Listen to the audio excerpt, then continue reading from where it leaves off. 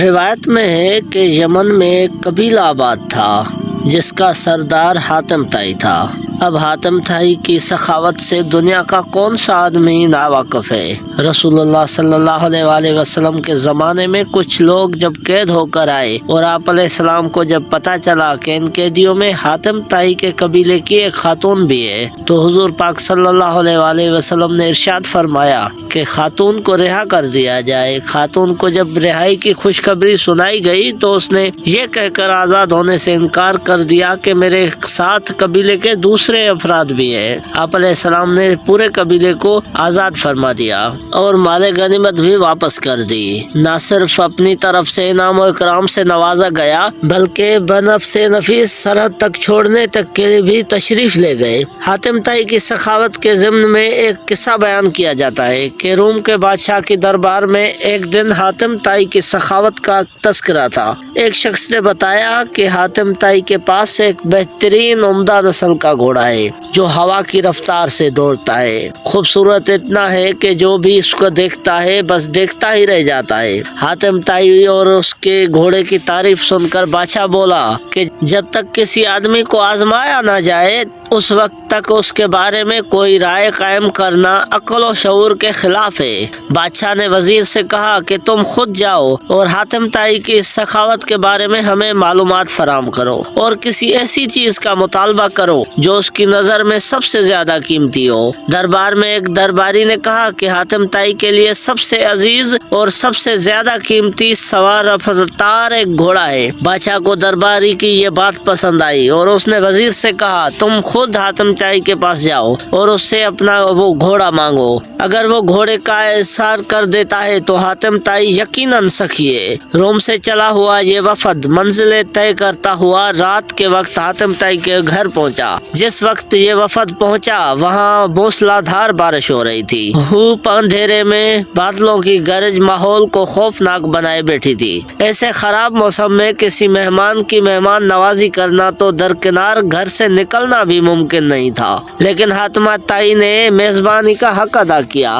اور مہمانوں کی تواضع، آرام و آسائش کا پورا انتظام کیا۔ دسترخوان پر لذیذ بنا ہوا گوشت کھا کر مہمان خوش ہوئے اور انہوں نے اپنے اندر سفر کی تھکان کی جگہ توانائی محسوس کی اور گہری نیند سو گئے۔ صبح کے وقت جب بارش تھم چکی تھی تو ہر چیز دھلی ہوئی اور صاف نظر آ رہی تھی۔ ناشتے کے دوران وزیر نے مہمان نوازی اور اظہار تشکر کے بعد میں اپنا مقصد بیان کیا۔ کہا کہ ہمارے بادشاہ کو آپ کے گھوڑے کے بارے میں بہت کچھ بتایا گیا ہے۔ گھوڑے کی تعریف سن کر بادشاہ چاہتا ہے کہ آپ اپنا گھوڑا بادشاہ سلامت کی خدمت میں نظر کر دیں۔ وزیر کی بات سن کر حاتم افسوس کے ساتھ ہاتھ ملنے لگا اور بہت افسردہ بولا اگر آپ گھوڑا ہی لینے آئے تھے تو یہ بات آتے ہی مجھے بتا دینی چاہیے تھی، لیکن اب میں مجبور ہوں اس لیے کہ میرا پیارا گھوڑا اس دنیا میں نہیں ہے۔ آپ کو تو پتا ہے کہ پوری رات طوفانی بارش برستی رہی۔ میرے لیے ممکن نہیں تھا کہ میں چراگاہ یا کسی اور جگہ سے کوئی جانور منگوا سکتا،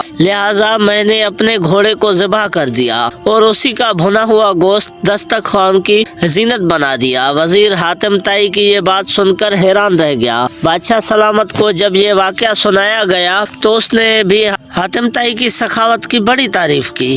قبیلہ بنی طے کے سردار حاتم طائی کے بارے میں یوں رقم ہے کہ ایک بادشاہ نے حاتم طائی کی اتنی شہرت سنی کہ بادشاہ نے محسوس کیا کہ اس کی شہرت، اس کا نام اور اس کی عزت حاتم طائی سے کم ہے۔ بادشاہ کا دل بغض و حسد سے بھر گیا۔ اس کے دل میں یہ وسوسہ آ گیا کہ جب تک حاتم زندہ ہے مجھے حاتم سے زیادہ عزت و شہرت نہیں مل سکتی۔ شیطانی ذہن کو استعمال کرتے ہوئے اس نے ایک چالاک، فساد پرست اور لالچی شخص کو اس بات پر مامور کیا کہ وہ حاتم کو قتل کر کے اس کا سر اٹھا لائے۔ کرائے کا یہ دہشت گرد اور قاتل شخص اپنے ترکشوں کو تیروں سے بھر کر اور تیز دھار تلوار کو میان میں رکھ کر حاتم طائی کے ملک کی طرف روانہ ہو گیا۔ جب وہ حاتم طائی کے علاقے میں پہنچا تو اس کی ملاقات بڑے ہی پرسکون شخص سے ہوئی۔ یہ شخص کرائے کے قاتل کو مسافر سمجھ کر اپنے گھر لے گیا اور ایسے پیار اور خلوص سے اس کی تواضع کی کہ کرائے کا قاتل اس کا گردیدہ ہو گیا۔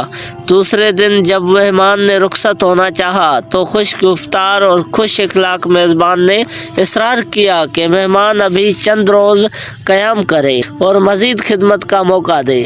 کرائے کے قاتل کے دل میں میزبان کی تکریم اور بڑھ گئی۔ اس نے کہا کہ مجھے ایک ضروری کام درپیش ہے، اس لیے میں اتنے دن نہیں ٹھہر سکتا۔ میزبان نے کہا کہ اب وہ کام مجھے بتا دیں، شاید میں آپ کی مدد کر سکوں۔ کرائے کے قاتل نے رازداری سے کہا کہ بادشاہ نے مجھے حاتم طائی کو قتل کرنے کا حکم دیا ہے، اس کے سر پر بڑا انعام مقرر کر دیا ہے۔ اگر آپ حاتم طائی کو جانتے ہیں تو مجھے اس کا پتہ بتا دیں۔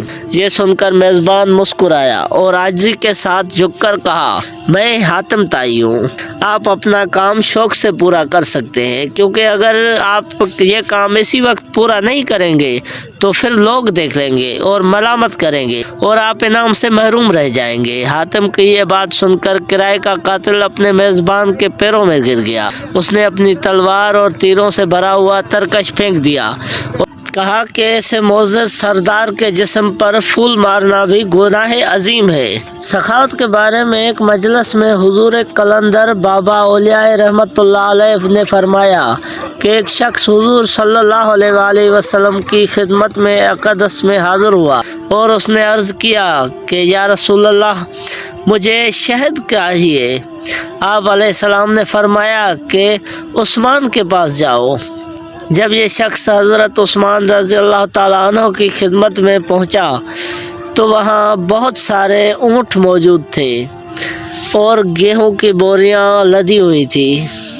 اس شخص نے دیکھا کہ ایک بوری کا منہ کھل گیا اور اس میں سے چند کلو گیہوں زمین پر گر گئے۔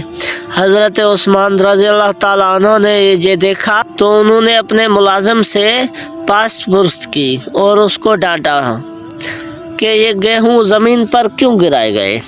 آنے والے شخص نے جب یہ دیکھا تو واپسی کا فیصلہ کر لیا اور پھر آپ علیہ السلام کی خدمت میں حاضر ہو گیا اور فرمایا کہ یا رسول اللہ، مجھے شہد چاہیے۔